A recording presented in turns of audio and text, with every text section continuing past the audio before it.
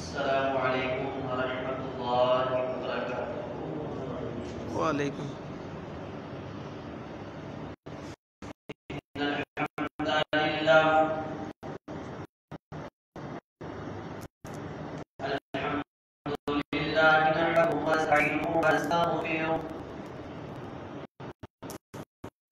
ونعوذ بالله من شرور أنفسنا ومن سيئات أعمالنا،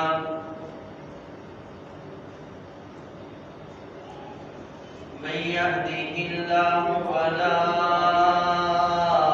مضل له ومن يضلل فلا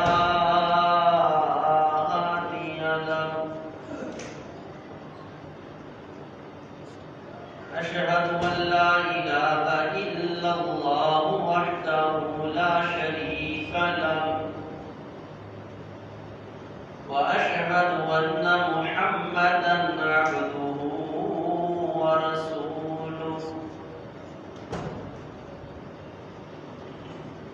أما بعد فإن خير الحديث كتاب الله، وخير الهدي هدي محمد صلى الله عليه وسلم، إن شر الأمور محدثاتها وكل محدثة بدعة وكل بدعة ضلالة وكل ضلالة في النار. اللهم صل على محمد وعلى آل محمد كما صليت على إبراهيم وعلى آل إبراهيم إنك حميد مجيد. اللهم بارك على محمد وعلى آل محمد كما باركت على إبراهيم وعلى آل إبراهيم إنك حميد مجيد. قد قال الله تبارك وتعالى في القرآن المجيد والفرقان الحميد: أعوذ بالله السميع العليم من الشيطان الرجيم، من همزه ونفخه ونفثه. بسم الله الرحمن الرحيم.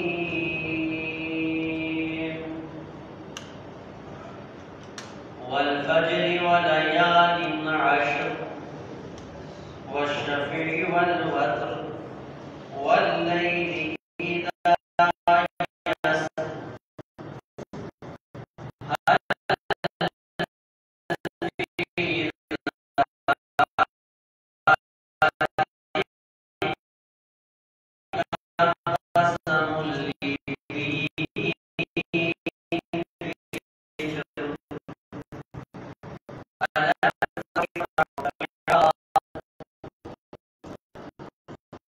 وقال الله تبارك وتعالى في قوم وكل من جنسك ليذوق اسم الله على ما رزقهم من بهيمة الأنعام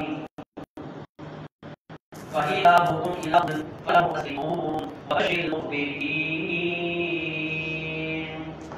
الذين إذا ذكر الله وجلت قلوبهم والصابرين على ما أصابهم والمقيم الصلاة ومما رزقناهم ينفقون. وقال النبي صلى الله عليه وسلم ما من أيام العمل الصالح فيهن أحب إلى الله عز وجل من 10 ذي الحجة أو كما قال عليه الصلاة والسلام.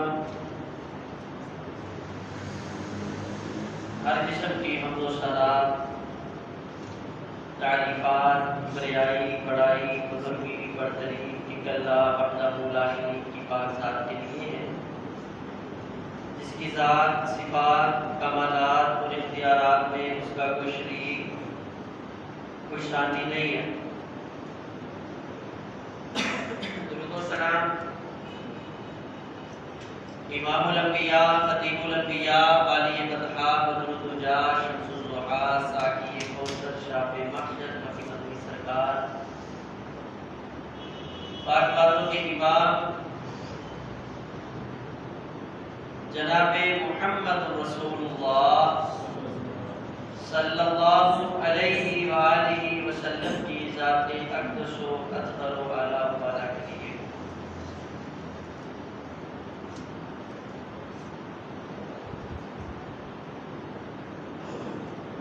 امید ہے کہ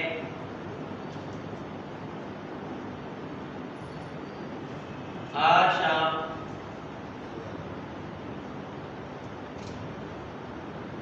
حرمت والے ایک مہینے جسے ذوالحجہ کہا جاتا ہے اس کا چاند نظر آتا ہے.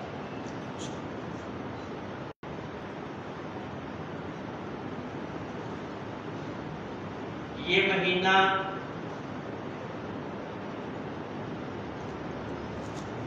اللہ تعالیٰ کی طرف سے مقرر کردہ جو 4 مہینے حرمت والے ہیں ان میں سے ایک. اللہ تبارک و تعالیٰ فرماتے ہیں ان عدت الشہور عند اللہ 12 شہرا فی کتاب اللہ. اللہ تعالیٰ کے ہاں مہینوں کی جو گنتی اور تعداد ہے وہ 12 ہے. جس دن سے اللہ تبارک و تعالیٰ نے آسمان اور زمین کی تخلیق کی ہے اور ان مہینوں میں سے اللہ تبارک و تعالیٰ نے 4 مہینے حرمت والے رکھے. حرمت والے مہینوں کا عام مہینوں کی نسبت فرق یہ ہے کہ عام دنوں میں عام مہینوں میں جو انسان ہونے کے ناطے کوئی غلطی کرتا ہے، خطا کرتا ہے، بھول کرتا ہے، اللہ کی نافرمانی کر بیٹھتا ہے تو اس کو اس نافرمانی کا گناہ ملتا ہے. لیکن اگر یہ حرمت والے مہینوں میں کوئی شخص اللہ کی نافرمانی کرتا ہے، حدود کی پامالی کرتا ہے تو ایک تو یہ گناہ کا اسے گناہ ملتا ہے کہ اس نے یہ غلطی کی ہے، اور دوسرا اس نے حرمت والے مہینے کا خیال نہیں کیا، حرمت والے مہینے کی بے حرمتی کا گناہ بھی اسے ملتا ہے. یعنی کہ عام دنوں میں گناہ ہو جائے تو اس کا ایک گناہ ملتا ہے. ان مہینوں حرمت والے مہینوں میں اگر غلطی کریں تو اس کا ڈبل جو ہے گناہ ملتا ہے۔ رسول اللہ صلی اللہ علیہ وسلم نے ذو الحجہ کے مہینے کو غربت والا مہینہ قرار دیا ہے۔ شوال، ذوالقعدہ، ذو الحجہ اور محرم، یہ تینوں ایک ترتیب سے جو مہینے آ رہے ہیں، یعنی اسلامی سال کے آخری 2 مہینے اور اس کے ساتھ ابتدائی مہینہ یعنی اسلامی سال کا پہلا مہینہ جسے محرم کہا جاتا ہے، یہ 3 مہینے اکٹھے حرمت والے ہیں، اور ایک مہینہ رجب کا مہینہ اس کو بھی حرمت والا قرار دیا گیا ہے۔ یہ 4 مہینے حرمت والے ہیں، ان میں آدمی کو خصوصی طور پہ اپنے رب کے ساتھ ایک تعلق قائم کرنا چاہیے اور اپنے آپ کو خصوصی طور پہ گناہوں سے بچانا چاہیے۔ تو ایک تو مہینے کے اعتبار سے یہ مہینہ بڑی اہمیت کا حامل ہے۔ دوسرا، رسول اللہ صلی اللہ علیہ وسلم نے فرمایا ہے، آپ نے فرمایا ما من ایام العمل الصالح فیہن احب الی اللہ عز وجل،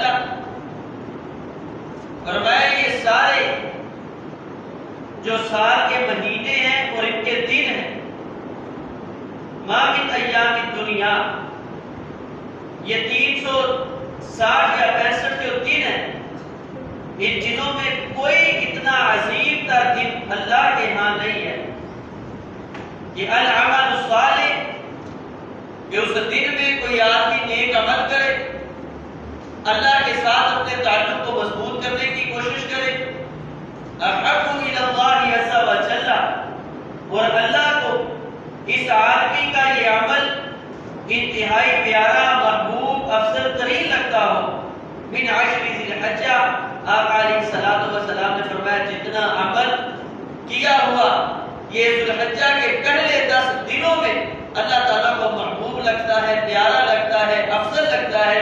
عام دنوں میں پورا سال کیے ہوئے اعمال اتنے اللہ کو محبوب نہیں لگتے جتنے یہ پہلے 10 دن اور 10 راتوں میں لگتے۔ صحابہ کرام فرمانے لگے، اے اللہ کے رسول صلی اللہ علیہ وسلم، وَلَا الْجِهَادُ فِي سَبِيلِ اللَّهِ، اللہ کے راستے میں عام دنوں میں کیا ہوا جہاد جو اللہ کے لیے آدمی لڑتا ہے، اپنی جان کا نذرانہ پیش کرتا ہے، کیا وہ بھی ان دنوں میں عمل کرنے والے آدمی کا مقابلہ نہیں کر سکتا؟ رسول اللہ صلی اللہ علیہ وسلم نے فرمایا، وَلَا الْجِهَادُ فِي سَبِيلِ اللَّهِ، ہاں اللہ کے راستے میں کیا ہوا جہاد وہ بھی عام دنوں کا، ان دنوں کی ہوئی عبادتوں کا مقابلہ نہیں کر سکتا۔ آقا علیہ الصلوۃ والسلام نے پھر فرمایا حتیٰ یخرج الرجل، حتیٰ کہ ایک آدمی وہ اپنے گھر سے نکلتا ہے اس انداز کہ وہ اپنا سارا مال اللہ کے راستے میں خرچ کر دیتا ہے اور وہ اپنی سواری کو لے کے میدان مقتل اور میدان کارزار میں چلا جاتا ہے، وہاں اسلام دشمنوں کے خلاف، کفار کے خلاف اسلام کی سربلندی، اللہ کی رضا حاصل کرنے کے لیے لڑتے لڑتے جام شہادت نوش فرما دیتا ہے، حتیٰ کہ اس کی جو سواری اور یہ گھوڑا ہے اس کو بھی قتل کر دیا جاتا ہے۔ نبی علیہ الصلوۃ والسلام نے فرمایا یہ مجاہد صرف ان دنوں میں عمل کرنے والے آدمی سے آگے بڑھ سکتا ہے، اتنے افضل یہ دن ہے۔ اسی لیے کئی شارحین نے اس حدیث پہ شرح کرتے ہوئے یہ کہا ہے کہ ہمیں یہ محسوس ہوتا ہے کہ یہ 10 دن من حیث الایام، دنوں کے اعتبار سے یہ 10 دن جو ہے یہ رمضان مبارک کے دنوں سے بھی زیادہ افضل اور اہمیت کے حامل ہے۔ وجہ کیا ہے؟ امام ابن حجر العسقلانی رحمۃ اللہ علیہ فتح الباری میں اس کی وجہ بیان کی ہے، فرماتے ہیں ان 10 دنوں کی فضیلت اور اہمیت اس لیے زیادہ اور محبوب ہے کہ یہ وہ عظیم 10 دن ہے کہ جس میں اللہ تبارک و تعالیٰ نے مجموعی طور پہ تقریباً ساری عبادات کو جمع کر دیا ہے۔ رمضان مبارک کا مہینہ ہے، بڑا افضل ترین مہینہ ہے، اس میں آپ روزے رکھیں گے، اس میں آپ عمرہ کریں گے، نمازیں پڑھیں گے، صدقہ و خیرات کریں گے، لیکن ان دنوں میں آئے تو آپ کو روزے بھی ملیں گے. ان دنوں میں آئے تو آپ کو صدقہ و خیرات بھی ملے گا. ان دنوں میں آئے آپ کو عمرہ بھی ملے گا. ان دنوں میں آئے تو آپ کو جہاد بھی ملے گا. ان دنوں میں آئے تو ایک عظیم عبادت جو دین اسلام کی بنیادوں میں شامل ہے، بنی الاسلام علی خمس، وہ صرف ان دنوں میں ہوگی جسے حج بیت اللہ کہا جاتا ہے. عام دنوں میں صدقے کے طور پہ قربانی آپ کو مل جائے گی، لیکن وہ قربانی جس کا شریعت مطالبہ کرتی ہے وہ بھی آپ کو ان 10 دنوں میں سے ملے گی، جو کہ یوم النحر کو ملے گی. اور یہ ایسی عظیم 10 دن ہے کہ جس میں مجموعی طور پہ تمام عبادات اللہ تبارک و تعالیٰ تقریباً جمع فرما دیتے ہیں. تو اس لیے یہ دن اللہ تبارک و تعالیٰ کے ہاں بڑی اہمیت کے حامل ہے. بس ہم اس میں بڑی سستی کر جاتے ہیں. یہ دن ہمارے پاس زندگی میں کئی مرتبہ آئے، لیکن ہم ان دنوں کو عام دنوں کی طرح گزار دیتے ہیں، اہتمام کے ساتھ نہیں گزارتے، کیونکہ ہمیں یہ علم ہی نہیں ہے کہ یہ دن بڑے قیمتی دن ہیں. ان دنوں کی اہمیت کے لیے آپ ذرا اللہ کے قرآن پہ بھی غور کریں. اللہ تبارک و تعالیٰ فرماتے ہیں والفجر ولیال عشر، فجر صبح پھوٹنے کی قسم، ولیال عشر، اور 10 راتوں کی قسم ہے. یہاں پہ مفسرین نے اجماع کیا ہے کہ یہ صبح اور جو 10 راتیں ہیں یہ دن اور رات، اس سے مراد ذوالحجہ کی پہلی 10 راتیں ہیں جس کی اللہ تبارک و تعالیٰ قرآن حکیم میں قسم اٹھا ہے. والفجر ولیال عشر، فجر کی پھوٹنے کی صبح کی قسم ہے اور 10 راتوں کی قسم ہے. فرمایا یہ 10 راتیں اور صبح، اس سے مراد کیا ہے کہ ذوالحجہ کے پہلے 10 دن ہیں. تو یہ ہماری زندگی میں امید ہے کہ شاید آج شام سے شروع ہو جائے، تو ہمیں بھی ان دنوں کی قدر، ان دنوں کا خیال کرنا چاہیے. آپ کو پتہ ہے کہ اسلامی مہینے کا آغاز یہ چاند کی رؤیت کے ساتھ ہے، چاند کو دیکھنے کے ساتھ. تو نبی علیہ الصلوۃ والسلام جب بھی نئے مہینے کا چاند دیکھتے تو اس کے لیے نبی علیہ الصلوۃ والسلام دعا پڑھا کرتے تھے. اللهم اهله علينا بالامن والايمان والسلامة والاسلام رفیق ورحمۃ اللہ. ہماری زندگی میں ہر سال میں 12 دفعہ اسلامی مہینے کا آغاز ہوتا ہے. پہلی تو بات ہے ہمیں یہ احساس ہی نہیں ہوتا کہ چاند نظر آیا ہے، ہم نے دیکھنا ہے، اسلامی مہینے کا آغاز ہو رہا ہے، کیونکہ ہمارا جو سارا سسٹم چلتا ہے وہ اسوی مہینوں کے اعتبار سے چلتا ہے. تو ہم اتنی اپنے اندر کوشش ہی نہیں کرتے کہ اسلامی مہینوں کے ساتھ ہمارا کوئی تعلق ہو. اللہ کے بعد رمضان مبارک کا وہ بھی 5 7 10 دن پہلے سمجھ آنی شروع ہوتی ہے، بس چاند نظر آنے والا ہے، بس چاند. تو یہ ذوالحجہ کا بھی یہی ایسے ہی. تو ایسے نہیں، یہ ہجری کا سال، اسلامی سال، یہ اس کا مسلمانوں کے ساتھ گہرا تعلق ہے، اور اس تعلق کو ہمیشہ ہمیں اپنے اس کے ساتھ مضبوط کرنا ہے. اور مضبوط کرنے کا کیا طریقہ ہے کہ ہمیں چاند دیکھنے کی ہر شخص کو دعا آنی چاہیے. اپنے بچوں کو سکھلائیں، جن لوگوں کو یاد نہیں ہے وہ ایک دوسرے سے یاد کریں. تو جب چاند نظر آئے تو اس کے اوپر نظر ڈال دیں، اللہ سے یہ دعا کرنی ہے اللہم اہلہ علینا بالامن والایمان. اے اللہ اس مہینے کو ہمارے لیے تو بنا دے بالامن والایمان، امن اور ایمان کا گہوارہ بنا دے. اللہ سے یہ دعا کریں یہ فتنے، گھروں کے فتنے، بازاروں کے فتنے، دکانوں کے فتنے، کاروباری فتنے، رشتہ داری فتنے، معاشرتی فتنے، ہر آدمی ہزاروں فتنوں میں اس وقت جھگڑا ہوا ہے. زندگی کا امن اور سکون برباد ہو چکا ہے، اور یہ دنیا کی اتنی بڑی نعمت ہے. میں کہتا ہوں امن سے بڑی، سکون سے بڑی نعمت اللہ تعالیٰ نے دنیا میں پیدا نہیں.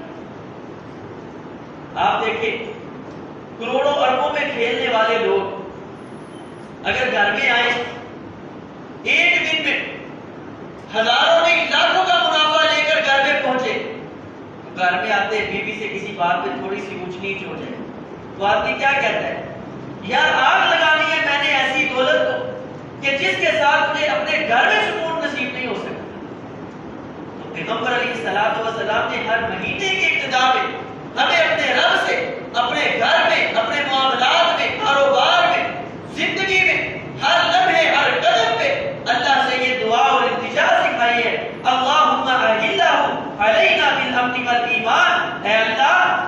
مہینے کو ہمارے لیے امن کا سبب بنائے۔ والایمان، اے اللہ یہ مہینہ، ایک مہینہ زندگی کا گزر گیا ہے، اب اگلا مہینہ آ رہا ہے، اللہ جو کمیاں کوتاہیاں ہو سکی ہیں، ایمان کے تقاضے کے مطابق جو اعمال نہیں تھے ہم وہ کر کے، اے اللہ اس مہینے میں ان اعمال سے ہمیں محفوظ رکھ۔ جو تقاضا ایمان کرتا ہے اے اللہ اس تقاضے کے مطابق یہ پورا مہینہ ہمارے لیے بنا دے۔ والسلامۃ والاسلام، اے اللہ اس مہینے کو ہمارے لیے ایک دوسرے سے حفاظت کا ذریعہ بنا دے، میری زبان سے، میرے ہاتھ سے، میرے کردار سے، میرے خیالات سے، میری شرارتوں سے کسی دوسرے مسلمان کو تکلیف پہنچے، اللہ ایسا نہ ہو جائے۔ والاسلام، اے اللہ اس مہینے کو میرے لیے اسلام کی بنیادی معلومات کے سبب اور ذریعہ بنا دے کہ میں اسلام کو سمجھ سکوں اور اسلام کے مطابق اپنی زندگی بسر کر سکوں۔ پھر فرمایا ربی وربک اللہ، میرا اور اس چاند کا رب، میرا اور اس چاند کا خالق اور مالک اور رازق داتا اور دستگیر وہ سے عالم کا جبال ہے تو صرف ایک اللہ کی ذات ہے۔ یہ بنیادی چیز ہر اسلامی مہینے پہ میرے اور آپ کے محبوب نبی جناب محمد رسول اللہ صلی اللہ علیہ وسلم نے سکھائی۔ تو ہر آدمی کو چاہیے اس دعا کو یاد کرے، اللہم احلہ علینا بالامن والایمان والسلامۃ والاسلام ربی وربک اللہ۔ سب سے پہلا یہ کام ہے جو آپ نے چاند دیکھنے کے ساتھ کرنا ہے۔ اس مہینے میں کئی باتیں، لیکن اس مہینے کے ابتدا پہ رسول اللہ صلی اللہ علیہ وسلم نے ہمیں ایک اور تعلیم دی ہے۔ نبی علیہ الصلوۃ والسلام نے فرمایا من اراد ان یضحی، ایسا شخص جو اس چیز کا ارادہ رکھتا ہے کہ اس نے قربانی کرنی ہے تو وہ اذا رأى الہلال، جب وہ چاند کو دیکھ لے، فلا یأخذن من اشعارہ ولا من اظفارہ، تو وہ شخص اپنے بال اور اپنے ناخن اس کے بعد نہیں کاٹے گا۔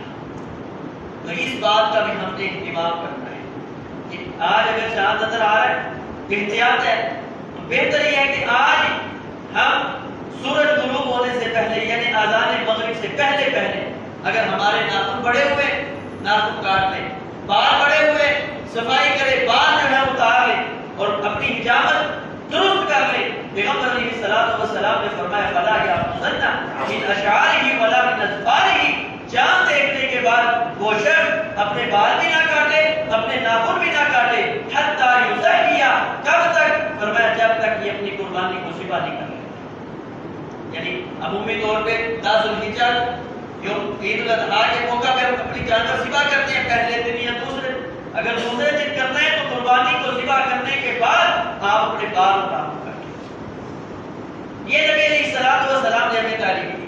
لیکن یہ بھی افسوس کے ساتھ، انتہائی دکھ اور افسوس کے ساتھ کہنا پڑتا ہے کہ جس طرح ہم عام دنوں میں شریعت کی مخالفت کرتے ہوئے نہیں ڈرتے، عام دنوں کے اعتبار سے ان دنوں میں یہ حرمت والے مہینوں ہم پیغمبر علیہ الصلوۃ والسلام کی مخالفت سریعام اور کثرت کے ساتھ کرتے ہیں۔ اپنے بچوں کو لے جاتے ہیں ماموں حجام میں، چلے نہیں وہاں پہ رش لگا ہوتا ہے، باری نہیں آتی، اور خصوصاً آخری یوم عرفہ جو ہے 9 ذوالحجہ ہے، اس کی رات اور اس کا دن اتنا مصروف گزرتا ہے کہ آپ ویسے تجربہ کر کے دیکھیں، آپ جا کر پوچھیں کہ میں نے حجامت کروانی ہے، بال کٹوانے، تو آپ کو کم از کم 2 گھنٹے کا ٹائم دیا۔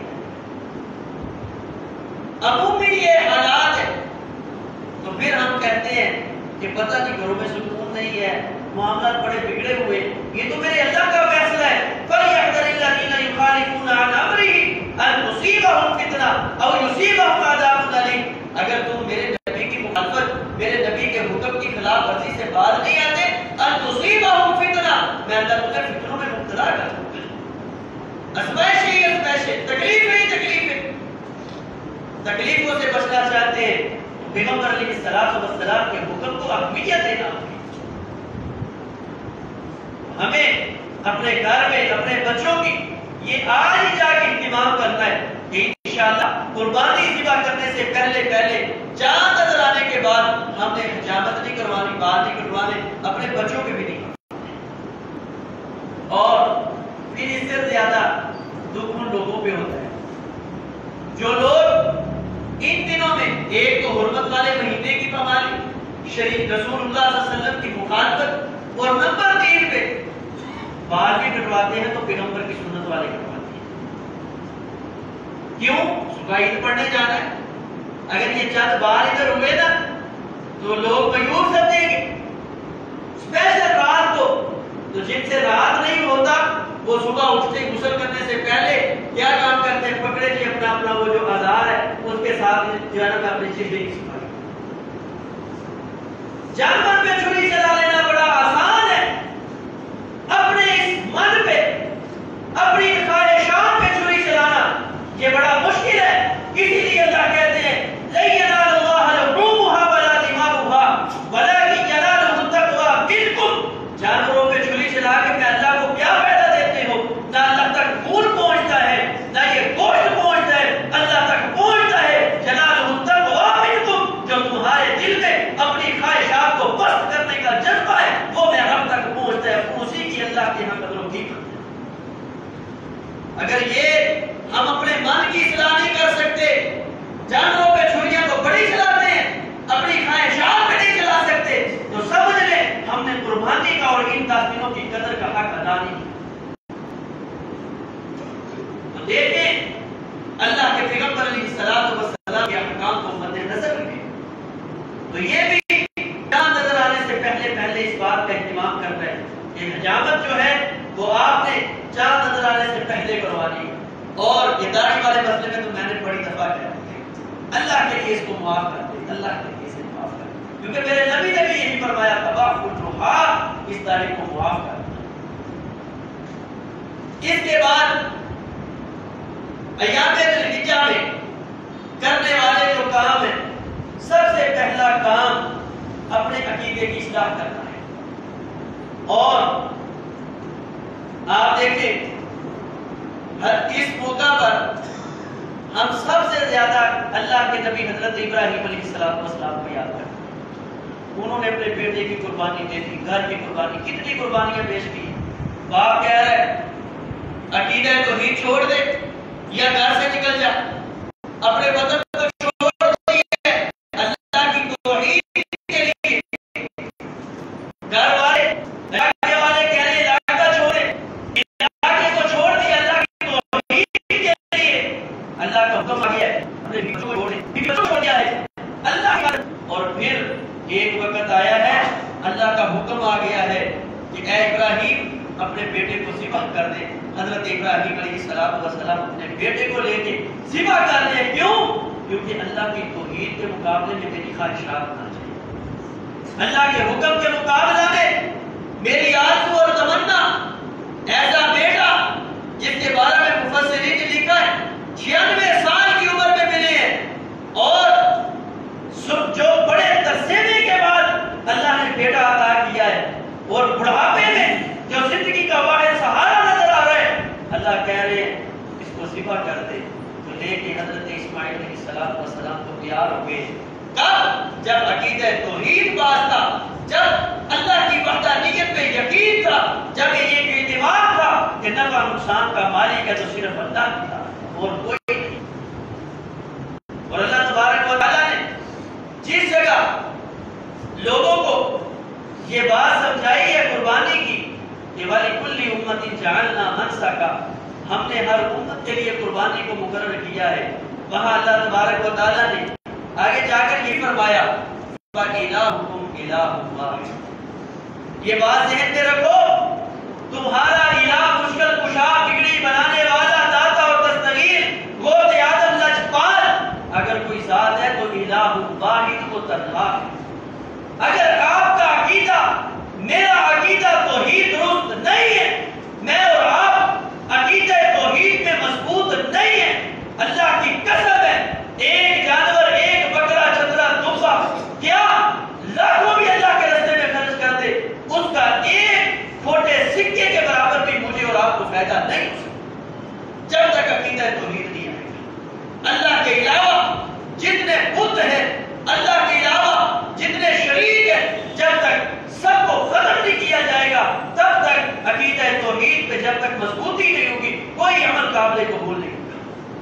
ایک جمعے سے چھوڑ کے پچھلے 2 جمعے ہم نے تفصیل کے ساتھ عقیدہ توحید پہ اس لیے پڑھا ہے کہ قربانی کرنے سے پہلے اپنے گندے نظریات اور عقائد پہ چھری چلائیں.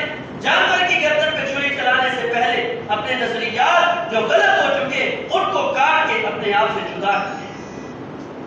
اور اللہ تبارک و تعالی یہ حج اور یہ قربانی اس کے مسائل تفصیل کے ساتھ سورۃ الحج میں بیان کرتے ہیں. جب اختتام فرما رہے ہیں نا سورت کا تو اللہ تبارک و تعالیٰ فرماتے ہیں یا ایھا الناس، اے لوگو، ضرب مثل، ایک مثال بیان کی جا رہی ہے، فاستمعوا لہ، ذرا کان لگا کے، ذرا ہوشیار ہو کے، چست و چلاک ہو کر ذرا اس مثال کی طرف توجہ تو کرو، سنو تو صحیح. فرمایا کیا مثال ہے؟ فرمایا ان الذین تدعون من دون اللہ، اللہ کے علاوہ جن لوگوں کو تم پکارتے ہو، لن یخلقوا ذبابا، یہ لوگ ایک مکھی کو پیدا نہیں کر سکتے، ایک مکھی کو یہ پیدا نہیں کر سکتے. تو یہ اللہ کے شریک ہے، یہ بگڑیاں بنانے والے ہیں، یہ ڈوبنے اور تارنے والے ہیں، یہ پار لگانے والے ہیں، یہ نفع نقصان کا مالک ہے، یہ اولاد دینے والے ہیں، یہ بیماری غمی خوشی کے مالک ہیں. فرمایا میں رب نے یہ زمین و آسمان، اس میں لاکھوں ہزاروں مخلوقوں کو پیدا کیا ہے اور یہ ایک مکھی کو پیدا نہیں کر سکتے. فرمایا مکھی تو بڑی دور کی بات ہے، وَلَقَدْ اجْتَمَعُوا لَهُ، یہ سارے کے سارے ایک کو نہیں، یہ سارے شریک اکٹھے ہو کے ایک مکھی نہیں پیدا کر سکتے. مکھی پیدا کرنی تو دور کی بات ہے. وَإِن يَسْلُبْهُمُ الذُّبَابُ شَيْئًا، اگر ان کے کھانے میں سے مکھی کوئی چیز اٹھا کے لے جائے، مکھی بیٹھی ہے کھانے پہ اور وہ بیٹھتے ہی اس نے اپنے منہ میں اپنا لقمہ لے لیا ہے، اللہ فرماتے ہیں وَإِن يَسْلُبْهُمُ الذُّبَابُ شَيْئًا، اگر مکھی کوئی چیز اٹھا کے لے گئی ہے، لَا يَسْتَنقِذُوهُ، یہ اس سے وہ چھڑا سکتے نہیں ہیں، مکھی سے واپس نہیں لے سکتے. پچھلے دنوں ایک حضرت بتا رہے تھے کہ امریکہ میں یہ تحقیق ہوئی، انہوں نے بڑی تحقیق کی، چلے مکھی کو پکڑتے، شاید قرآن کی اس بات کو جھٹلا سکے، قرآن کے اس چیلنج کو قبول کر سکے. سائنس اور تحقیق بڑی شدید ہو چکی ہے. پکڑا مکھی کو، کھانے پہ بٹھایا، جیسے وہ کھانا کھاتی ہے اللہ نے اس کا نظام ہی ایسا لگایا ہے، ہم کھانا کھاتے ہیں پیٹ میں جاتا ہے، لعاب ملتا ہے، پھر جا کے ہضم ہوتا ہے. اس کے کھانے کو جو چیز لگتی ہے وہ فوراً ہضم ہو جاتی ہے. تحقیق کی، چھڑانے نہیں بنا سکے. کیوں؟ میرا رب کہتا ہے بھائی یسلبہم الذباب شیئا، ایک ذرہ برابر کھانا اٹھا کے یہ چلتی ہے. اگر مشکل کشا، یہ بگڑیاں بنانے والے، یہ حاجت روا اللہ کے مقابلے میں جن کو سجدے کیے جاتے ہیں، پکارا جاتا ہے، جد و نیاز دی جاتی ہے، اللہ کے علاوہ جن کے نام لے لے کر تم اپنی مشکلوں کو پیش کرتے ہو، جاؤ ان سے یہ کہو مکھی کا اٹھایا ہوا کھانا جس کے مالک تم تھے، اختیاری مالک تھے، جاؤ اپنی اس چیز کو واپس لے کے اللہ کی مخلوق سے دکھا دو. جب ایک چھوٹی سی مخلوق سے ایک چھوٹا سا ذرہ تم واپس لینے پہ قادر نہیں ہو تو اس اللہ کے مقابلہ میں تم کس طرح لوگوں کی مدد کر سکتے ہو اور اس اللہ کے ساتھ مقابلے میں کیسے کھڑے ہو سکتے؟ اس غلط اور گندے نظریے پہ چھری چلے گی تو پھر جانور کے گردن پہ چھری چلانے کا فائدہ ہے.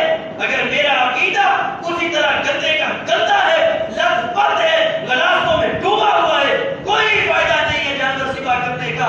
پہلے اپنے عقیدے جو غلط نظریات ہیں ان پہ چھری چلتی ہے. سب سے بڑا اور پہلا کام اپنے عقیدے کی اصلاح کرنی ہے. میں نے آج سے، کیونکہ پیغمبر علیہ السلام نے فرمایا ہے ما من ایام الدنیا العمل الصالح فیہن احب الی اللہ عز وجل، ان دنوں میں جو عمل کیا جاتا ہے وہ اللہ کو باقی تمام دنیا کے جو دن ہیں ان پہ سب سے زیادہ اور محبوب اور پیارا یہی عمل رکھتا ہے. تو میں نے اپنے اعمال اللہ کے یہاں محبوب طریقے سے پیش کرنے ہیں. دوسرا کام جو میں نے اور آپ نے ان دنوں میں کرنا ہے وہ ہے کہ ہر کام کو سنت کے مطابق کرنے کی کوشش کرنی ہے. میرا کام سنت کے مطابق ہو. کوئی بھی میں کام کر رہا ہوں، نماز ہے، عام دنوں میں مجھ سے سستیاں ہو گئی ہیں، ان دنوں میں میں نے خصوصی طور پہ تربیت لینی ہے. نماز کس طرح پڑھنی ہے، سنت طریقہ کیا ہے، اس پہ کمی کیا ہے، کوتاہی کیا ہے۔ صحیح البخاری میں ہے حضرت حذیفہ بن یمان رضی اللہ تعالیٰ جو سر النبی ہے، اللہ کے پاک پیغمبر علیہ الصلوۃ والسلام کے رازدان جن کو کہا جاتا ہے، انہوں نے ایک شخص کو دیکھا وہ نماز پڑھ رہا تھا۔ نماز پڑھنے کے بعد اٹھ کے جانے لگا، انہوں نے اسے بلا لیا، اس کے اندر ایک کمی ہے۔ فرمایا وہ کمی کیا ہے؟ لا یتم رکوعها ولا سجودها، یہ آدمی رکوع اور سجدے اطمینان کے ساتھ نہیں کرتا، جلدی جلدی نماز پڑھ کے، جیسے ہمارے ہاں رسمی نمازیں چلتی، نہ پتہ ہے پڑھ کیا رہے ہیں کچھ نہیں پڑھ۔ تو حضرت حذیفہ رضی اللہ تعالیٰ فرمانے لگے لو مت علی غیر فطرت محمد صلی اللہ علیہ وسلم، آپ بڑی جلدی نماز پڑھ کے جانے لگے ہیں، میں اللہ کے نبی کا رازدان اس بات کی گواہی دیتا ہوں، اگر تو اسی طرح مر گیا تو تجھے موت دین محمد صلی اللہ علیہ وسلم میں نہیں ہے۔ تو جو نمازیں پڑھتا ہی نہیں ہے، سنت کے مطابق پڑھتا ہی نہیں ہے، جان بوجھ کے پتہ بھی ہے پیغمبر کی یہ سنت ہے، لیکن میرے بڑوں نے اپنی مرضی کے مطابق نمازیں پڑھی ہے، تو میں بھی اپنے آباء و اجداد کو دیکھتے ہوئے جو مشرکین مکہ اور مدینے کے یہودیوں کا رویہ اور انداز تھا، میں اور آپ بھی وہی اپنائیں۔ تو مجھے یہ بتائیں اس دور کے یہودیوں میں اور آج کے مسلمان میں فرق کیا ہے؟ میرے دین کا یہ امتیاز درہ امتیاز ہے، فَأْتُوا بِالتَّوْرَاةِ فَاتْلُوهَا إِن كُنتُمْ صَادِقِينَ، اگر سچے ہو تو ہر عمل پہ دلیل ہوگی، اللہ کی قسم وہ عمل نہیں ہے جس سے پیغمبر علیہ الصلوۃ والسلام سے دلیل نہیں، ہر عمل پہ دلیل ہے۔ اور یہ بہانے یہ الزام تراشیاں چھوڑ دیں کہ جی فلاں مولوی بھی تو ایسے کہتے ہیں۔ اب تحقیق کا دور آ چکا ہے، نیٹ پہ کتابیں موجود ہیں، آپ خود تحقیق کریں، ہر روایت کی تحقیق لگ چکی ہے، آپ خود پڑھ سکتے ہیں، اور اس تحقیق پہ آپ کسی مولوی کے آپ محتاج نہیں ہیں، کسی عالم کے محتاج نہیں ہیں، دنیا کے ہر کام آپ اس موبائل پہ کرتے ہیں۔ دین کیوں نہیں سیکھتے؟ دین سیکھے جب آپ کو سمجھ آ رہی ہے یہ بات کمزور ہے، ضعیف ہے، پیغمبر سے ثابت نہیں ہے، پھر پوچھے حضرت صاحب آج تک یہ عمل کروایا ہے تو کیوں کروایا ہے، صحیح ہے تو کیا ہے؟ اپنی آنکھوں سے پہلے تو کتابیں ڈھونڈنی پڑتی تھی، نکالنی پڑتی تھی، کتابوں کے صفحات ٹولنے پڑتے تھے، اب تو آپ کی انگلیوں میں یہ کام آ گیا ہے۔ تو سنت کے مطابق ہر عمل کرنا ہے، نماز سنت کے مطابق پڑھنی ہے، صدقہ و خیرات سنت کے مطابق کرنا ہے، جو پیغمبر علیہ الصلوۃ والسلام سے ثابت ہے وہ اعمال کرتے ہیں۔ اس کے بعد ان دنوں میں آپ نے اپنی فردی نمازوں کے ساتھ ساتھ نفلی نماز کا خصوصی اہتمام کرنا ہے، خصوصی اہتمام نفلی نمازوں کا کرنا ہے ان دنوں۔ کیوں؟ کیونکہ پیغمبر علیہ الصلوۃ والسلام نے فرمایا کہ اب اللہ کے ہاں محبوب ترین عمل جو ہے نا وہ ان 10 دنوں میں ہے، اور آقا علیہ الصلوۃ والسلام نے فرمایا اللہ اپنے بندے کے اور بندہ اپنے رب کے سب سے زیادہ قریب تب ہوتا ہے جب وہ سجدے کی حالت میں ہے۔ اللہ کا قرب اور اللہ کی محبت یہ دونوں چیزیں ان دنوں میں خصوصی طور پہ اکٹھی ہوتی ہیں، تو فرضی نماز کے ساتھ ساتھ نوافل کا اہتمام کرتے ہیں۔ اور آپ کو پتہ ہے اگر نوافل تو نوافل آپ فردی نمازوں میں کمی کوتاہی کرتے ہیں تو پھر نبی علیہ الصلوۃ والسلام نے فرمایا تھا الصلاۃ عماد الدین، نماز دین کا ستون ہے، من اقامہا فقد اقام الدین، جو آدمی اپنی نماز کی پابندی کرتا ہے نا اس نے اپنے دین کی حفاظت کی ہوئی ہے۔ ومن ہدمہا فقد ہدم الدین، جو شخص اپنی نماز کی حفاظت نہیں کرتا نا، دل کیا تو پڑھ لی، نہیں دل کیا تو نہ پڑھی، اپنی مرضی کے ساتھ زندگی بسر کرتا ہے، ایک تو رسمی نمازیں اپنے اوپر لگا لی ہیں، بس فجر کے وقت جانا ہے یا عشاء کے وقت بس چہرہ دکھانے کے لیے جانا ہے، باقی نمازیں جاتی ہیں تو جائیں۔ پیغمبر علیہ الصلوۃ والسلام نے فرمایا جو اپنی نماز کی حفاظت نہیں کرتا فقد ہدم الدین، اس شخص نے اپنے دین کا بیڑا غرق کر دیا۔ تو نماز فرضی نماز اس کے ساتھ ساتھ نوافل کا اہتمام کرتا ہے، اور نبی علیہ الصلوۃ والسلام نے فرمایا جب آدمی آدمی جو ہے, بندہ جو ہے اپنے رب کے سب سے زیادہ قریب سجدے کی حالت میں, پھر قیام کی حالت میں. نبی علیہ الصلوۃ والسلام نے فرمایا جب کھڑا ہو کے کہتا ہے الحمدللہ رب العالمین, اللہ آگے سے جواب دیتے حمدانی عبدی, بندہ کہتا ہے الرحمن الرحیم, اللہ فرماتے ہیں اثنا علی عبدی, بندہ کہتا ہے مالک یوم الدین, اللہ فرماتے ہیں مجدنی عبدی. اللہ سے گفتگو ہو رہی ہے, باتیں ہو رہی ہے, تکلم ہو رہا ہے, کتنا عظیم عمل ہے. اور ان دنوں میں ہم سستیاں کریں اور اللہ کے یہ محبوب ترین دن اور ایام آئے, ہم ان میں کوتاہیاں کریں, عام دنوں کی طرح گزار دیں, تو پھر ہم اس کا حق ادا نہیں کرتے. تو ان 10 دنوں میں نوافل کثرت کے ساتھ آپ نے ادا کرنے ہیں. اسی طرح ان 10 دنوں میں صدقہ و خیرات کثرت کے ساتھ کرنا ہے. یہ بھی اللہ کے ہاں بڑا محبوب ترین عمل ہے. نبی علیہ الصلوۃ والسلام نے فرمایا السخی قریب من اللہ وقریب من الناس وبعید من النار وقریب من الجنہ. سخی آدمی اللہ کے قریب ہوتا ہے, لوگوں کے قریب ہوتا ہے, جنت کے قریب ہوتا ہے, جہنم سے بڑا دور ہوتا ہے. البخیل بعید من اللہ وبعید من الناس وبعید من الجنہ وقریب من النار. کنجوس آدمی, بخیل آدمی, پیسے کا حریف, تائیسات دینار و درہم, مال و متاع کا پجاری, اور میں تباہ و برباد ہو جائے, ایسا شخص یہ اللہ سے بھی دور ہوتا ہے, بندوں سے بھی دور ہوتا ہے, جنت سے بھی دور ہوتا ہے, اور میں جہنم کے بالکل قریب ہوتا ہے. کیا مطلب کہ جو آدمی خرچ کرنے کی عادت نہیں ڈالتا وہ کبھی بھی مال اور پیسے کی خاطر اپنا دین اور ایمان بیچ ڈالتا ہے. یہ پیغمبر علیہ الصلوۃ والسلام نے فرمایا, فرمایا ایک وقت میری امت پہ آئے گا کہ آپ کی صبح کے وقت مومن اور مسلمان ہوگا, شام کے وقت وہ کافر ہو جائے گا. شام کا وقت ہوگا مسلمان ہے ایک اور شخص, صبح کا وقت ہوگا تو وہ کافر ہو جائے گا. بھئی کیوں؟ نبی علیہ الصلوۃ والسلام نے فرمایا ارض دنیا, دنیا کے مال اور پیسے کی خاطر یہ اپنے ایمان کو بیچ کرتا ہے. تو یہ اللہ تعالیٰ دلوں کو مضبوط کرتے ہیں, کبھی کرتے ہیں خرچ کروانے کے ساتھ. تو یہ عادت ڈالیں, عمومی طور پہ خرچ کیا کرے تاکہ یہ دنیا کی محبت جو ہے دل سے نکل جائے. نبی علیہ الصلوۃ والسلام نے اتنی نماز پڑھائی, نماز پڑھانے کے فوراً بعد آپ اٹھ کے چلے گئے. صحابہ بڑے حیران, اتنی جلدی اللہ کے رسول علیہ الصلوۃ والسلام چلے گئے. نبی علیہ الصلوۃ والسلام واپس آئے, صحابہ کے چہرے پہ تعجبانہ انداز دیکھا. آپ فرمانے لگے شاید تمہیں میرے سے جانے سے تعجب ہوا ہے, میں اللہ کے نبی نے ایک سونے کی ڈلیا میرے گھر میں موجود تھی, میں نے نماز پڑھی ہے, سکون سے نماز نہیں پڑھی تھی. سونے کی ایک ڈلیا ہے, صحیح بخاری کی ہے روایت ہے, اور میں اللہ کے نبی سے سکون سے نماز ہی نہیں پڑھے گی, اس لیے میں نے سلام کرنے کے بعد فوراً سب سے پہلا کام کیا ہے, میں نے اپنی بیوی کو جا کے حکم دیا یہ سونے کی ڈلیا کو خرچ کر. کیوں کہ یہ دنیا کی محبت, یہ دنیا کا مال, لا تلہکم اموالکم ولا اولادکم عن ذکر اللہ, اللہ کے ذکر سے غافل کرنے والی یہ بنیادی چیزیں دنیا کا مال اور یہ اولاد ہیں. ان من ازواجکم واولادکم عدو لکم, اللہ فرماتے ہیں تمہاری اولاد, تمہاری بیویاں اور تمہارا مال اس میں تمہارے لیے بڑی دشمنی ہے. تو اس دشمنی سے بچنے کے لیے عمومی طور پہ بھی اپنے اندر عادت رکھے اللہ کے راستے میں خرچ کرنے. لیکن ان 10 دنوں میں اللہ کے ہاں عمل انتہائی محبوب ہو جاتے ہیں, تو زیادہ سے زیادہ اللہ کے راستے میں خرچ کرتے ہیں. اسی طرح ان دنوں میں آپ نے روزے رکھنے ہیں.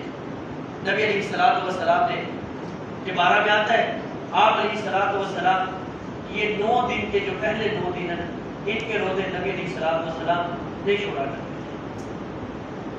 حضرت معاذ رضی اللہ تعالیٰ فرماتے ہیں اللہ کے نبی علیہ الصلوۃ والسلام مدینہ میں 10 سال رہے, اور آپ نے 10 سال میں مجھے نہیں علم کہ ان 9 دنوں کے جو ذوالحجہ کے 9 دن ہیں کے روزے چھوڑے.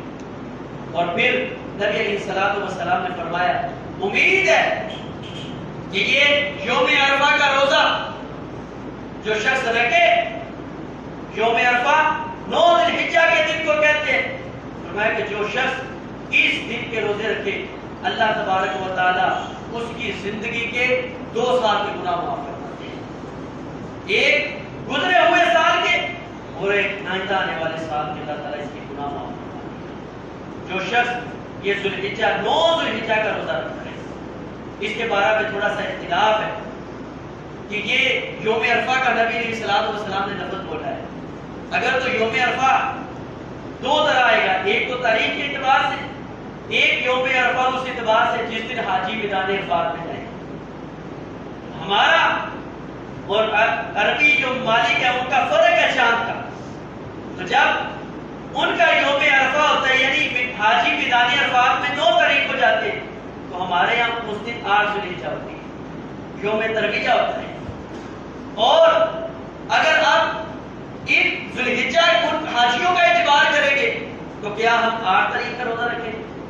اگر ہم تاریخ کا اعتبار کریں گے کہ یوم عرفہ 9 ذوالحجہ کو آتا ہے تو پھر 9 کا روزہ رکھیں گے. تو اس میں علماء میں کچھ اختلاف ہوا ہے. احتیاطی عمل یہ ہے کہ جب نبی علیہ السلام اہتمام کے ساتھ یہ 9 دنوں کے روزے رکھا کرتے تھے، تو پھر اگر ہم پورے اس عشرے کے 9 دنوں کے روزے نہیں رکھ سکتے تو یہ 8 اور 9 دونوں کا روزہ رکھ لیں تاکہ حاجیوں کے ساتھ بھی موافقت ہو جائے اور تاریخ کے ساتھ بھی ہماری موافقت ہو جائے. 9 ذوالحجہ کا روزہ بھی ہو جائے اور میدان عرفات میں جب حاجی موجود ہے یعنی ہمارے یہاں 8 تاریخ ہوگی اس دن کا بھی روزہ ہو جائے تو دونوں روزے رکھیں. اس کے بعد ان دنوں میں تکبیر و تحلیلات تحمیدات کرنی، اللہ کی کبریائی بیان کرنی ہے، اللہ تعالیٰ کی تسبیحات جو ہیں وہ بلند کرنی ہے. حضرت عبداللہ بن عمر رضی اللہ تعالیٰ عنہ بیان فرماتے ہیں جب ذوالحجہ کا چاند نظر آ جاتا تو صحابہ اکرام اسپیشل بازاروں میں جاتے ہیں، اسپیشل بازاروں میں جاتے ہیں. کیوں؟ کام کے لیے، چیزیں خریدنے کے لیے نہیں، آواز بلند اللہ تعالیٰ کا ذکر کرتے، سبحان اللہ، الحمدللہ، لا الہ الا اللہ، اللہ اکبر. اور پھر ایک تکبیر جو مصنف ابن ابی شیبہ میں ہے، اللہ اکبر اللہ اکبر، لا الہ الا اللہ، واللہ اکبر اللہ اکبر وللہ الحمد، اللہ اکبر کبیرہ والحمد للہ کثیرہ وسبحان اللہ بکرۃ واصیلا. اس کو کثرت کے ساتھ صحابہ اکرام بازاروں میں جا کے پڑھتے ہیں. ان دنوں میں اللہ کی تکبیرات بیان کرنی ہے، اللہ کے لیے وحدانیت کے جو کلمات ہیں ان کو بآواز بلند پڑھنا ہے اور اللہ تعالیٰ کی تسبیحات کو بیان کرنا ہے. اور یہ الفاظ سبحان اللہ والحمد للہ، لا الہ الا اللہ، واللہ اکبر، اللہ اکبر، اللہ اکبر، لا الہ الا اللہ، واللہ اکبر، اللہ اکبر وللہ الحمد، اللہ اکبر کبیرہ والحمد للہ کثیرہ وسبحان اللہ بکرۃ واصیلا. یہ الفاظ اپنی زبان پہ رکھے. اور خصوصی طور پہ صحابہ اکرام جب یوم عرفہ ہوتا 9 ذوالحجہ، اس دن کے بعد 13 ذوالحجہ کی عصر تک صحابہ اکرام بآواز بلند ہر نماز فردی نماز کے بعد بآواز بلند پڑھا کرتے تھے. لیکن اس میں ایک احتیاط کرنی ہے. ہمارے ہاں بھی یہ سسٹم ہوتا ہے کہ جب یہ پڑھتے ہیں نا تو ہم کوشش کرتے ہیں آواز جو ہے نا مل جائے. کئی مساجد میں دیکھا ہے، آپ کی تو ٹھیک کا پتہ نہیں، دیہاتوں میں نا لوگ بس پتہ نہیں کیا خوبصورت لگتی ہے عزت دار، تو اس عمل سے بچنا ہے کہ بھیا آواز ہو کر نہیں پڑھنا ہے. اپنے اپنے انداز میں جس کو جس طرح آتی ہے جیسے انداز میں وہ پڑھتا ہے. اس طرح اجتماعی ذکر وہی کیا جا سکتا ہے جو رسول اللہ صلی اللہ علیہ وسلم سے ثابت ہو. تو جب رسول اللہ صلی اللہ علیہ وسلم سے یہ اجتماعی عمل ایسے ثابت نہیں، نماز کے بعد صحابہ اکرام سے ثابت ہے تو وہ پڑھے جیسے انداز میں، ایک انداز میں پڑھ کے اس کو لا الہ الا اللہ یا اللہ اکبر اللہ سب ملا کے پڑھے، یہ مناسب نہیں ہے. اپنے اپنے انداز میں اس لفظ کو پڑھے اور اللہ کی تکبیرات اور تحمیدات کو بآواز بلند کرے. باقی جو چھوٹے چھوٹے عمل ہے وہ بھی کرے. کسی کا آپ دیکھ رہے ہیں کام ہونے والا ہے، مسجد کا، مدرسے کا، آپ کے محلے میں کوئی رفع عامہ کا کام ہونے والا ہے، اس میں کیونکہ ان دنوں کے اعمال اللہ کے بڑے محبوب ترین ہیں. پھر اسی طرح دیکھیں یتیم مسکین لوگ ہیں ان کا خیال کریں، ان کے لیے جو ہے نا ضروریات جو ہے وہ پوری کریں کیونکہ عظیم دن آ رہا ہے، آگے قربانی کا دن آ رہا ہے. اس کے لیے جانور جو ہے اہتمام کے ساتھ خالص اللہ کی رضا کے لیے قربان کرنے کے لیے اس لیے سے اپنے اچھے صاف ستھرے جانور خریدیں. امید ہے انشاءاللہ اگلا خطبہ جمعہ حضرت مولانا عبدالرؤوف مناوی حفظہ اللہ بنائیں گے. امید ہے انشاءاللہ وہ جو مسائل قربانی ہے وہ ذکر کریں گے. آج یہ 10 دنوں کا جو ہے نا خصوصی طور پہ اہتمام کریں اور اس میں اپنے عقیدے کی اصلاح اور اس میں نیک اعمال جو ہے نماز کا اہتمام، صدقہ و خیرات کا اہتمام، روزوں کا اہتمام اللہ تبارک و تعالیٰ سے کرنے کی توفیق عطا فرمائے. اقول قولی ھذا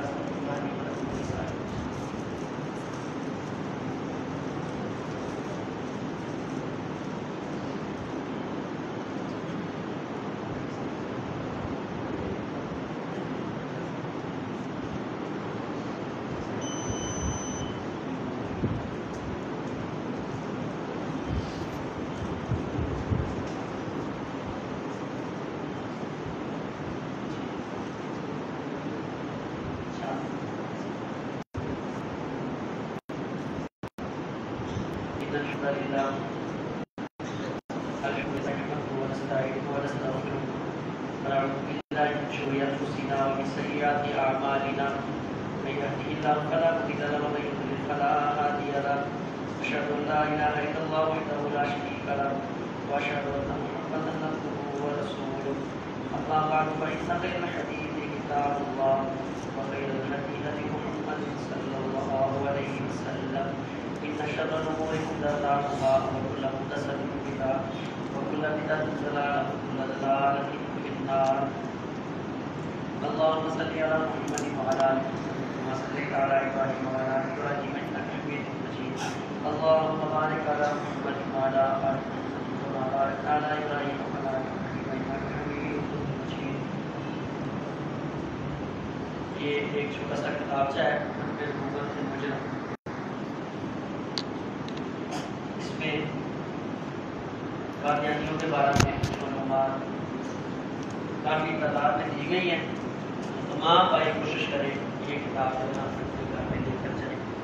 اپنے بچوں کو نوجوان یہ اس وقت کی بہت بڑی اور اہم ترین ضرورت ہے. یہ قادیانیوں کے بارے میں جو لوگوں کے دلوں میں جذبہ احساس ڈالا جا رہا ہے کہ یہ بھی کلمہ پڑھتے ہیں ایسے کرتے ہیں. دنیا کے بدترین کافر اور مرتد ہیں یہ قادیان. تو ان کے بارے میں ہمیں اپنے بچوں کو خود ہمیں آگاہی نہیں ہے تو بچوں کو ہمیں کیا آگاہی دینی. تو یہ بڑی اچھی کاوش کی ہے. اللہ تعالیٰ ان کو جزائے خیر دے جنہوں نے یہ کام کیا ہے. تو کوشش کریں تمام بھائی اس کتاب کو اپنے گھر کی زینت بنائیں, لے کر جائیں, خود بھی پڑھیں, اپنے بچوں کو بھی پڑھائیں اور پھر باقاعدہ ٹیسٹ لیں اپنے بچوں کا کہ بیٹا بتائیں اس مسئلے میں قادیانیوں نے کیا کیا, اس مسئلے میں کیا کیا, اور ہم مسلمانوں کے بارے میں قادیانیوں کے نظریات کیا ہیں, اللہ کے نبی علیہ السلام کے بارے میں نظریات کیا ہیں. ایسے آگاہی بچوں سے لیں تاکہ وہ پختہ جائے اور اعتماد اور وثوق کے ساتھ اس کتاب کو پڑھیں. یہ اہم ترین چیز ہے. اللہ تعالیٰ ان کو بھی جزائے خیر دے اور آپ تمام کوشش کریں کہ اس مسئلے پہ زیادہ محنت کریں. بڑی اہم ترین ضرورت ہے اس وقت اس امر کی ختم نبوت مسئلے پہ. اسی طرح پچھلے جمعہ اعلان کیا تھا ہم نے, وہ چند بھائیوں نے ماشاءاللہ تعاون کیا ہے تو, لیکن جتنا کہا تھا وہ نہیں ہوا, نصف بھی نہیں ہو سکا. 5 آدمیوں نے تقریباً وہ پرچیاں لگوائی ہیں. تو آپ سے کہا تھا کہ 25,000 تقریباً چاہیے. ان سے بھی کوئی 500 والی ہیں, کچھ بھائیوں کی 1000 والی. تو جو باقی بھائی ہیں وہ مستقل طور پہ نا یہ سسٹم کریں تاکہ اللہ تعالیٰ کے گھر کا نظام مزید بہتر طریقے کے ساتھ چلایا جا سکے.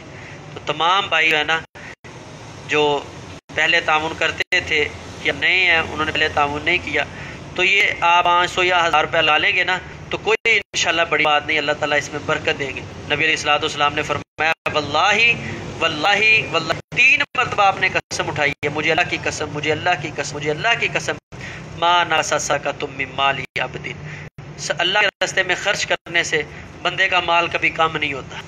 تو اللہ کے نبی زبان پہ یقین ہے 3 مرتبہ اللہ کے رسول علیہ الصلوۃ والسلام نے قسم اٹھائی ہے. تو تمام بھائی جو ہیں جو نہیں تعاون کر رہے کسی بھی وجہ سے وہ انشاءاللہ کریں.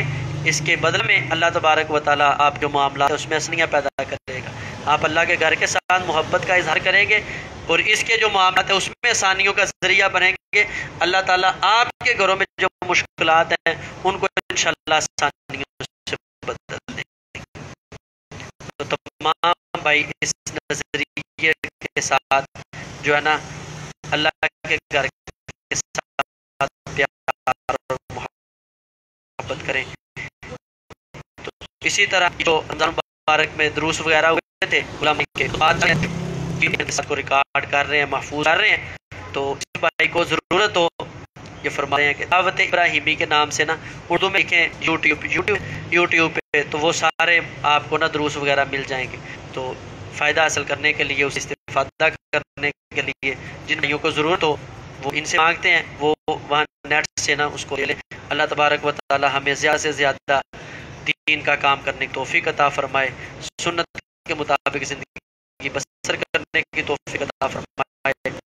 اللہ تبارک و تعالی ہمیں شیاطین کی شرارتوں, شریروں کے شر سے فرمائے, ساری زندگی قرآن و سنت کے مطابق کر دو.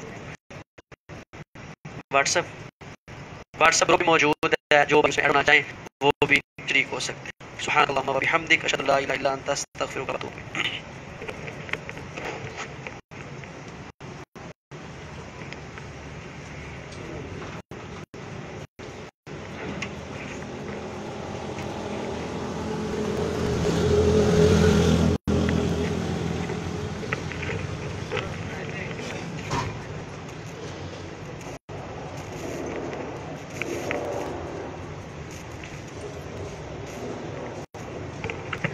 اللہ اکبر اللہ اکبر اشہد ان لا الہ الا اللہ اشہد ان محمد رسول اللہ حی علی الصلاۃ حی علی الفلاح قد قامت الصلاۃ قد قامت الصلاۃ اللہ اکبر اللہ اکبر لا الہ الا اللہ.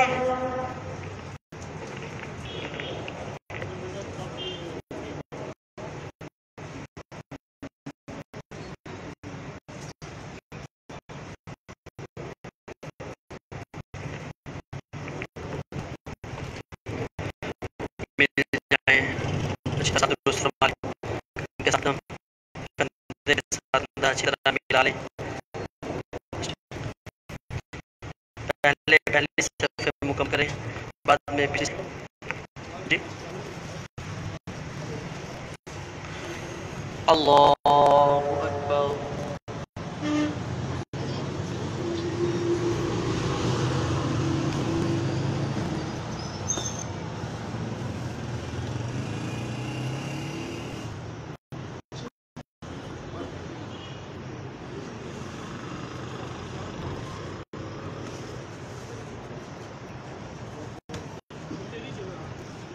الحمد لله رب العالمين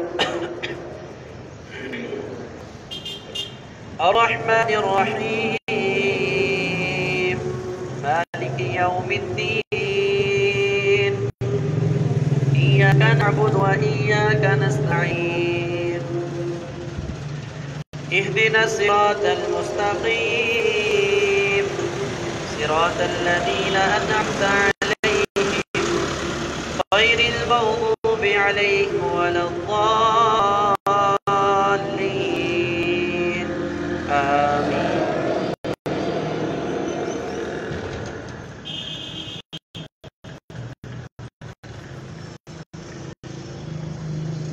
هل أتاك حديث الغاشية وجوه يومئذ خاشعة عاملة ناصبة تصلى نارا حامية تسقى من عين آنية ليس لهم طعام إلا من ضريع لا يسمن ولا يغني من جوع وجوه يومئذ ناعمة لسعيها راضية في جنة عالية لا تسمع فيها لاغية فيها عين جارية